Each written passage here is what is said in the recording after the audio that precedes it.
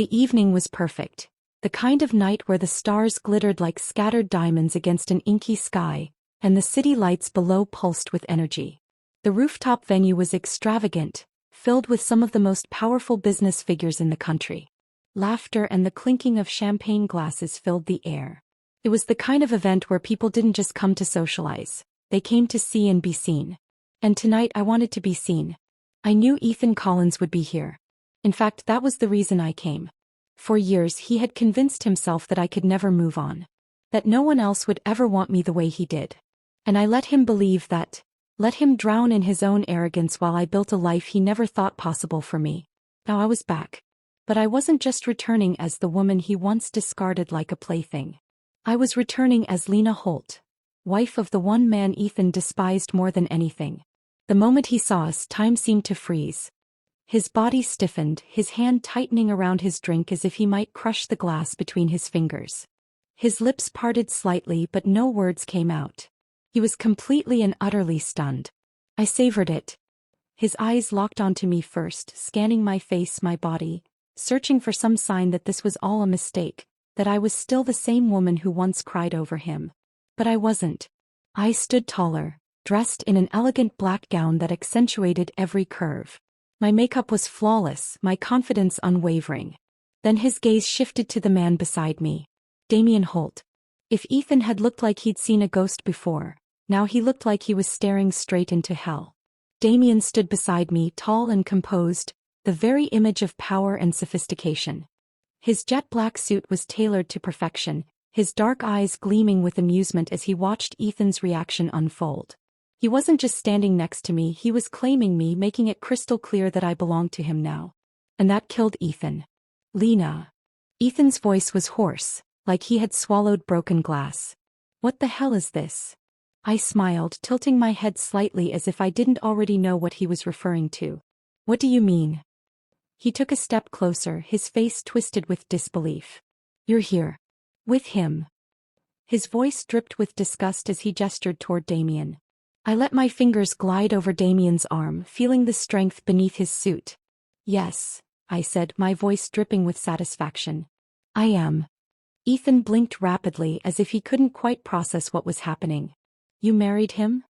His tone was laced with equal parts shock and fury. He had always hated Damien.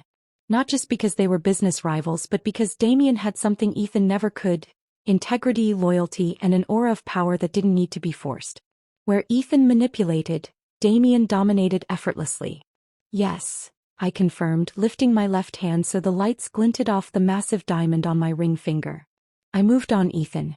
Just like you told me I never could. Ethan's nostrils flared, his fists clenching at his sides. For the first time in his life he had no control. No hold over me. Damien, always the composed one, finally spoke. His voice was smooth, controlled, but carrying an undertone of amusement. You look surprised, Collins. Ethan turned his furious gaze on Damien, his jaw tightening. You son of a... Ah. Damien lifted a hand, stopping him mid-sentence. Let's keep it civil, shall we?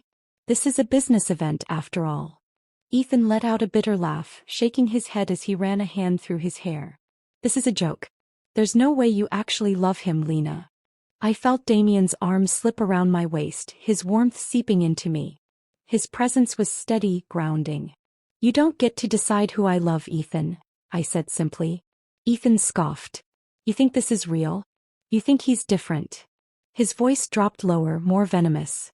You'll regret this. A shadow crossed Damien's face, but it wasn't anger. It was something darker, more dangerous. He took a deliberate step forward, closing the distance between him and Ethan. The only person who should regret anything is you, Collins, Damien said quietly. Because you lost. And not just in business. Ethan's face darkened, his breathing heavy. I leaned in slightly, my voice soft but lethal. You always thought you had power over me. That I'd never be anything without you. I let a small smirk touch my lips. But the truth is, Ethan, I was never yours to keep. For a moment all he could do was stare. And then as Damien and I turned to walk away, I caught the look on Ethan's face one last time. It was priceless. There was a time when I thought Ethan Collins was my forever. We met when I was 22, fresh out of college with big dreams and an even bigger heart. I was young, naive, and foolishly in love. Ethan was everything I thought I wanted. Charming, ambitious, and dangerously charismatic. He had a way of making me feel like I was the center of his world, whispering promises of a future filled with love, success, and adventure. For the first year it was perfect. Or at least I thought it was. Ethan showered me with affection, took me on extravagant trips, and introduced me to his high-profile world. I felt like I was living a dream, blind to the cracks forming beneath the surface. It wasn't until much later that I realized I wasn't his partner. I was his possession. Ethan had a habit of making me feel small, but it was never outright. His manipulation was subtle, hidden beneath sweet words and careful control. "You know I only push you because I see your potential, right?" he would say whenever he criticized me for not meeting his impossible standards. "I'm the only one who really understands you, Lena. No one else would put up with you the way I do," he would whisper after a fight, his tone laced with both love and cruelty. At first I didn't see it for what it was. I thought he was challenging me to be better. I thought he was teaching me how to survive in his cutthroat world. But little by little he chipped away at my confidence. It started with small things, him correcting my outfit choices, suggesting I change my hairstyle, pointing out how I embarrassed myself at social events. Then it escalated to controlling who I spent time with, making me question my friendships. "You don't really think she's your friend, do you? She's just using you." Then came the ultimatums. "You'll never make it without me, Lena. You need me." And for a while I believed him. The moment that changed everything came 2 years into our relationship. Ethan was hosting a massive corporate event, and as always, I was expected to be the perfect girlfriend. Silent, beautiful, and obedient. That night, I overheard a conversation that shattered whatever illusion I had left. "She's just a placeholder," Ethan had laughed, clinking glasses with one of his business associates. "She worships me. She's not going anywhere." My stomach had dropped. I wanted to storm out, confront him, demand to know if that's what I really was to him, just a placeholder. But something stopped me. I realized in that moment that Ethan wanted me to react. He thrived on my pain, on knowing that I needed him despite everything. If I confronted him, he would turn it on me. Make me feel crazy. Make me apologize for hearing the truth. So I did something he never expected. I left. I walked out of that event and out of his life. No dramatic goodbyes, no last words. I just disappeared. For months he tried to pull me back in. He called, texted, even sent flowers. Then when I ignored him, the messages turned cruel. "You'll never find someone who loves you like I did. You'll come crawling back. No man of value will ever want you." Each word was designed to break me. But instead they became the fuel that pushed me to build myself up again. And that's when Damien Holt entered my life. I had heard of Damien long before I met him. Everyone in the business world knew about the war between him and Ethan. Ethan was ruthless, cutting corners and using underhanded tactics to rise to the top. Damien, on the other hand, was just as powerful, but respected. He built his empire on strategy and integrity, earning loyalty instead of forcing it. He was everything Ethan wasn't. Our paths crossed by chance. I had just started rebuilding my career, working as a financial consultant for a startup when Damien happened to be one of their investors. From the moment we met, he saw right through me.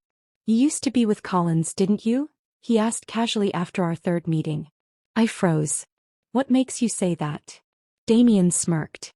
"Because I know exactly how that bastard operates."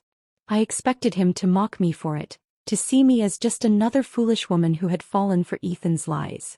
But instead he just said, "Good for you. You got out." Those 5 words changed everything. Damien and I started off as nothing more than business acquaintances. But over time something deeper grew between us. He didn't just treat me as an equal, he respected me. He listened when I spoke, valued my opinions, and never once tried to control me. For the first time in my life, I was in a relationship where I wasn't afraid to be me. But the best part? Ethan hated it. He had spent years convincing himself that I would never find someone better. That no man would ever love me like he did. And yet here I was. Not just happy but married to the one person he despised more than anyone. And that was only the beginning. The breaking point didn't happen overnight. It wasn't one single event but a slow, brutal unraveling. The moment when I finally saw Ethan for what he really was. It was a Thursday evening, a night I would never forget. Ethan had planned a lavish corporate party at a 5-star hotel, One of those events where champagne flowed endlessly, and people pretended to like each other for the sake of business deals. I had spent the entire day preparing, making sure I looked perfect. Not for myself but for him. I had long learned that Ethan expected me to be flawless. A trophy, a reflection of his success. He had picked out my dress, a crimson silk gown that clung to my body in a way he approved of. "Remember, Lena," he had whispered in my ear before we left our penthouse. "Tonight isn't about you. Don't embarrass me." His words settled into my skin like poison, but I smiled and nodded just like I always did. I didn't know that by the end of that night I would never be his again. The party was grand, filled with high-profile businessmen and their picture-perfect partners. Ethan, as always, was the center of attention, shaking hands, laughing a little too loudly, making sure everyone knew he was the most powerful man in the room. I played my role, standing beside him, smiling when necessary, laughing at his jokes even when they weren't funny. But I felt empty. Like a shell of the woman I used to be. Then it happened. I had excused myself to the powder room, needing a moment to breathe, to escape the suffocating weight of being his. As I walked past the dimly lit lounge area, I heard his voice. "She's just convenient for now," Ethan was saying, his tone arrogant, dripping with amusement. I stopped cold. "She's good for my image, you know," he continued, and I realized he was speaking to two other men. His business partners, people I had dined with, laughed with. Loyal. Predictable. A woman like that doesn't leave. My heart slammed against my ribs. One of the men chuckled. "So, you're saying she's temporary?" "Of course," Ethan said smoothly. "She's not wife material. She just doesn't know it yet." I felt the air rush out of my lungs. Not wife material. Just a placeholder. I wanted to storm in, slap him across the face, scream that I wasn't some pawn in his twisted little game. But something inside me snapped. For years I had ignored the red flags, the manipulation, the way he made me feel small. But hearing him say it so casually, so confidently, like I was disposable, made everything clear. I wasn't leaving because I was weak. I was leaving because I was strong enough to know my worth. I didn't return to the party. I walked straight out of that hotel, leaving behind the expensive dress, the carefully crafted persona, and him. When I got home I didn't cry. I didn't second-guess myself. I packed my bags. By the time Ethan returned hours later, slightly drunk and full of himself, I was already by the door, suitcase in hand. "What the hell is this?" he scoffed, eyeing my luggage. "I'm leaving," I said simply. His brows furrowed, then his expression twisted into amusement. "Oh, come on, Lena. You're overreacting." I held my ground. "I heard you, Ethan." For a split second something flashed in his eyes. Surprise, panic. But then just as quickly it was gone, replaced by a smug smirk. "So what?" he said, crossing his arms. "You think you can do better than me?" "Yes," I said without hesitation. He laughed, shaking his head. "You won't last a month without me. You need me, Lena. You love me." I let out a breath. "No, Ethan. You need me. You just never thought I'd figure that out." I walked out before he could say another word. I never looked back. And that was the night I set myself free. Ethan tried to get me back. At first he was charming, sending flowers, leaving sweet voicemails. When that didn't work, he turned cruel, saying no man would ever want me, that I'd come crawling back when I realized how difficult life was without him. But he underestimated me. I rebuilt myself.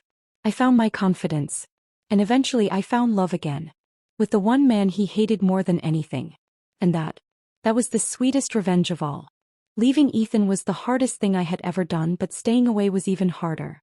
Not because I missed him, but because he refused to let me go. For months he lurked at the edges of my life. Calling, sending messages, making sure I knew he was still watching. He wasn't heartbroken, he was furious. Not because he loved me, but because I had dared to walk away.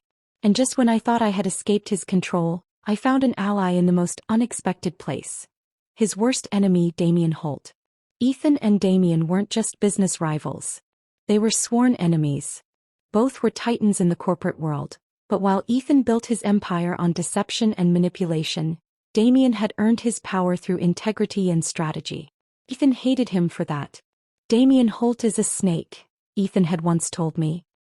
"He pretends to be honorable, but he'd love nothing more than to see me fail." I had believed him back then. Now, standing in front of Damien for the first time in a professional setting, I saw the truth. Ethan had feared Damien not because he was a snake but because he was better than him. It happened at an investors networking event. By then I had been building my career as a financial consultant, slowly carving out a name for myself. I had been avoiding any connection to Ethan's world, but fate had other plans.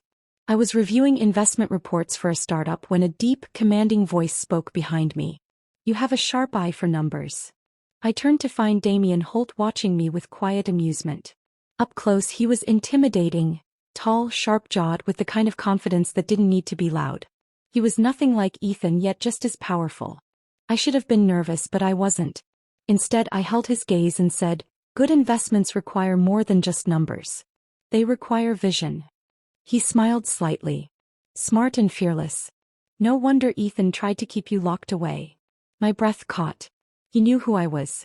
"I'm not with Ethan anymore," I said firmly. "I know." His gaze flickered with something unreadable. "That's why I'm talking to you." Damien wasn't just making conversation. He had been watching my career, impressed by the moves I was making since leaving Ethan's shadow. "You have potential," he said. "More than Ethan ever gave you credit for. And I have an offer." I frowned. "What kind of offer?"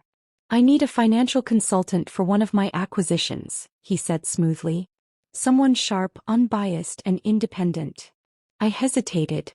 Working with him would mean stepping directly into Ethan's war zone. "I don't need saving," I said cautiously. Damien chuckled. "I'm not offering to save you, Lena. I'm offering you power." And that was the moment I realized he saw me as an equal, not a pawn. The moment Ethan found out I was working for Damien, he lost it. I woke up to dozens of missed calls and furious messages. "Ethan, so this is what you do? Run straight into my enemy's arms? Ethan, you think he actually cares about you? He's just using you to get to me. Ethan, come back before you regret it." But I didn't regret it. For the first time I was making choices for me. And as I stood beside Damien, building my future, I knew one thing. Ethan had spent years convincing me I could never survive without him. Now he had to watch as I thrived, with the one man he despised the most. Powerful men like Ethan and Damien never fought with fists. They fought with strategy, influence, and control. By aligning myself with Damien, I had unknowingly stepped into the battlefield. But what neither Ethan nor I anticipated was that this wasn't just about business anymore. It was about us. Damien and me. And the fire that neither of us saw coming. When I accepted Damien's offer, I told myself it was strictly professional. This was business. I was there to do a job, not to get involved with another powerful man. Especially not him. Damien was calculated, always 10 steps ahead, but he never made me feel small the way Ethan had. He asked for my opinions, challenged my ideas, and pushed me to be better.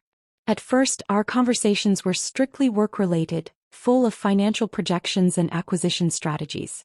But over time something shifted. It started with lingering glances during meetings. The way his voice softened when he said my name. The way he always made sure I had a seat next to him at events. Then came the late nights at the office. The quiet moments where we weren't just talking about numbers, we were talking about life. One night, after hours of reviewing reports, Damien leaned back in his chair and sighed. "You know, you're the first person who actually tells me when I'm wrong," he said with a smirk. I arched a brow. "Maybe you're just not used to hearing the truth." His gaze held mine, something unreadable flickering in his eyes. Maybe.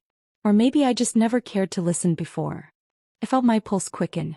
This wasn't supposed to happen. I had just escaped a toxic relationship. The last thing I needed was to fall for someone, especially someone Ethan despised. So I built walls. I reminded myself of everything that could go wrong. But Damien? He was patient. He never pushed. He just waited. The first crack in the armor. It happened after an intense business meeting where I had successfully countered one of Ethan's corporate moves. I had expected Damien to be pleased, but as soon as we stepped into his private office, he turned to me with a serious expression. "Why do you do that?" he asked. "Do what?" "Hold back." His voice was low, steady. "You're brilliant, Lena. You don't need to fight like you're still in Ethan's shadow." I swallowed hard. "I'm not." He stepped closer. Not in an overpowering way but in a way that made it impossible to look away. "Yes, you are," he murmured. "You don't realize your own power yet. But I see it. I see you. Something inside me cracked. For years I had been someone's girlfriend, someone's accessory. But standing here in front of Damien I felt seen. And that terrified me. It was late one evening after another long day of meetings. We were standing outside the office building, the night air cool against my skin. "Let me give you a ride home," Damien offered. I hesitated, then nodded. The car ride was quiet, filled with an unspoken tension I refused to acknowledge. When we pulled up in front of my apartment I turned to thank him, but the words died on my lips. As he was looking at me. Not as his employee. Not as Ethan's ex. As me. And for the first time in years I wanted to be wanted. Not as an obligation. Not as a trophy. But as a choice. The space between us grew smaller. His gaze flickered to my lips. I felt the heat of him, the magnetic pull. But then he pulled back. Not because he didn't want to kiss me, but because he wanted me to decide. I exhaled, stepping back. "Good night, Damien." His lips quirked slightly. "Good night, Lena." And as I stepped into my apartment, heart pounding, I realized something. This wasn't just a slow burn. This was inevitable. The line between business and personal had been blurring for months. It started as a professional alliance, turned into an undeniable attraction, and somewhere along the way it became something more. Something real. And when Damien Holt finally proposed, it wasn't just a declaration of love. It was the ultimate power move. A move that sent a message to the one man who had spent his entire life believing he could control me. Ethan. By the time Damien and I became public, Ethan was already losing his grip. He had underestimated me. For years he had controlled my life, convinced that if he ever let me go I would crumble without him. But instead I rose. I built my own career, my own name. And when I stood beside Damien, it wasn't as a woman seeking protection. It was as his equal. We were two powerful people standing side by side. And that killed Ethan. The night of the proposal was perfect in a way that didn't feel manufactured. It wasn't an extravagant display designed for an audience. It wasn't about making a statement. It was just us. Damien had taken me to an intimate rooftop dinner overlooking the city skyline. The warm glow of the city lights reflected in his deep, thoughtful eyes. We talked about everything and nothing. Our plans, our dreams, our past.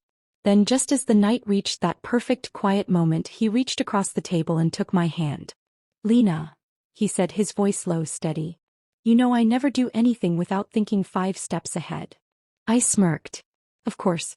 It's what makes you dangerous." His lips quirked, but his eyes were serious. "I've thought about this," he said. "Every angle. Every possible outcome. And there's only one conclusion that makes sense." I felt my breath hitch. "I love you," he said, his thumb brushing over my knuckles. "Not because you're Ethan's ex. Not because we make a great team. But because you are the most brilliant, resilient, incredible woman I've ever known." I swallowed hard. "Marry me." Not a plea. Not a desperate attempt to claim me. A choice. A partnership. I exhaled sharply, my heart pounding. "Damien. You don't have to answer now," he said, squeezing my hand. "You don't have to answer at all. But know this. I'm not Ethan. I don't want to own you. I want to build with you." And that was the moment I knew. This wasn't just about love. This was about us. Damien and I weren't just lovers. We were powerful together. I met his gaze, unwavering. Yes. The way his face softened, how his usually guarded expression melted into something raw, something real, was worth everything. And when he slid the ring onto my finger, I knew this wasn't just an engagement. This was a new beginning. A beginning that Ethan would have to watch. And he would hate every second of it. When news of our engagement broke, it was as if a bomb had detonated in Ethan's world. I had expected backlash. I had expected anger. But I hadn't expected obsession. Ethan had spent years convincing himself that no one else would ever love me like he did. That no matter how far I ran, I would always end up crawling back. And now he had to watch as I not only moved on, but moved on with him. His worst enemy. The man he despised more than anyone in the world. And he did not take it well. The announcement spread like wildfire across the business and social circles we inhabited. Damien Holt engaged to Ethan Cross's ex-girlfriend. Corporate rivalry gets personal. The headlines were brutal. Some called it a power move. Some called it a betrayal. But the one person whose reaction mattered the most was Ethan. He was furious. Not because he loved me, but because he had lost. For the first time he had no control over me. And worse, I had aligned myself with the one person who had always been a threat to him. His calls came first. Then the messages. Ethan, so this is how you repay me? After everything? Ethan, you think Holt actually loves you? You're just another pawn in his game.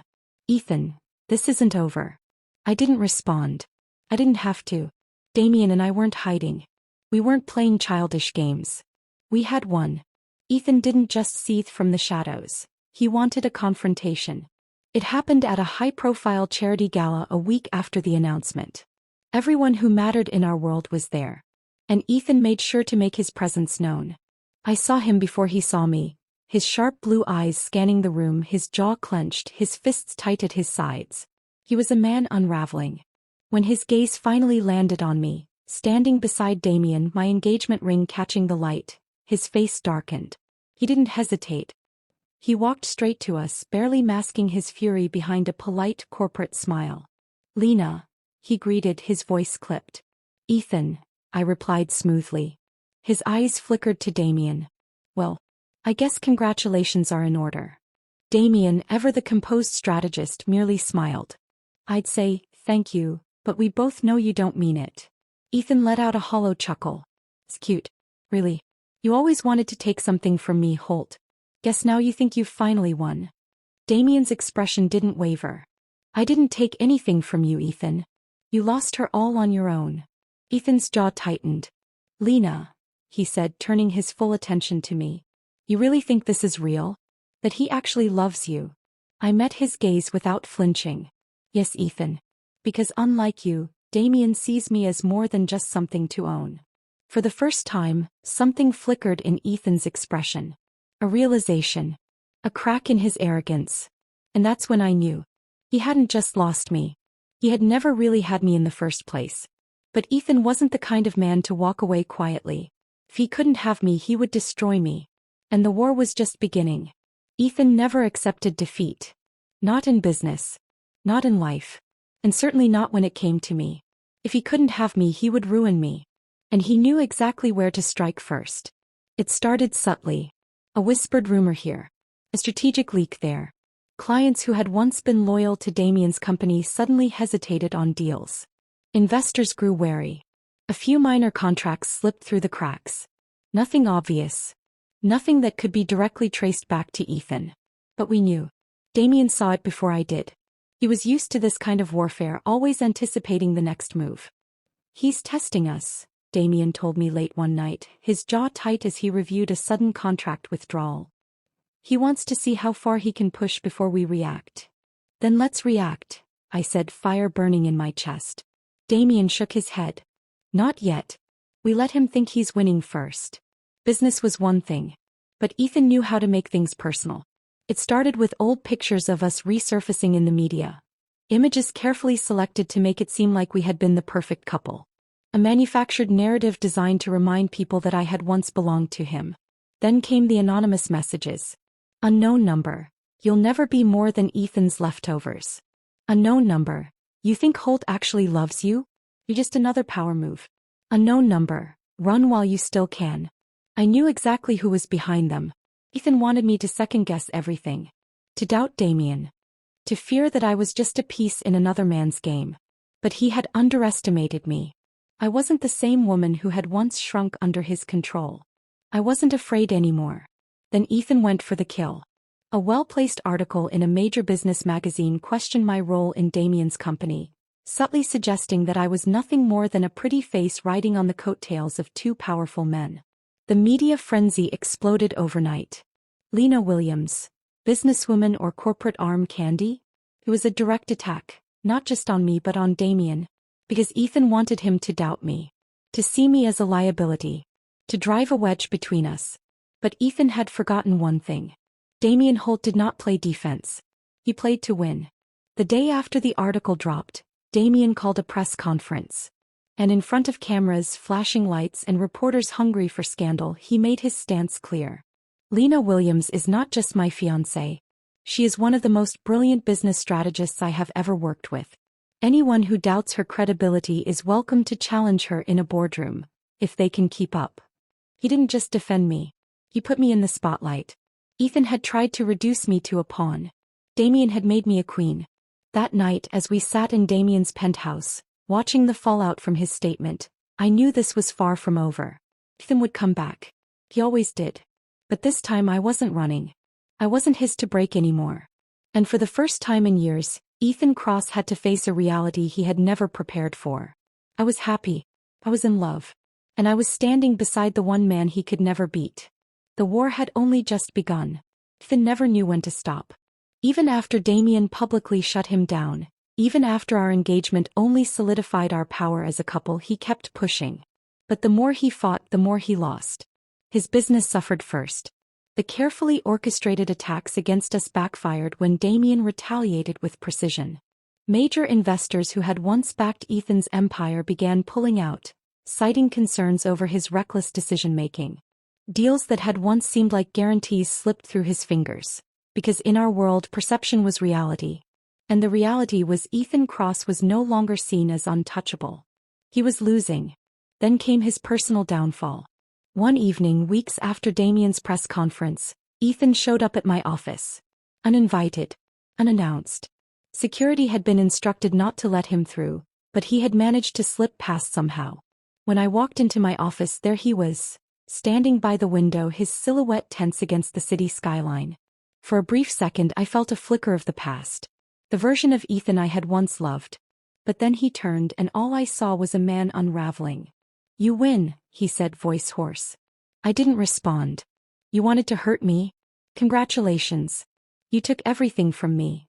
I let out a slow breath, keeping my posture firm. "No, Ethan. You lost everything all on your own." His jaw clenched. "You don't love him."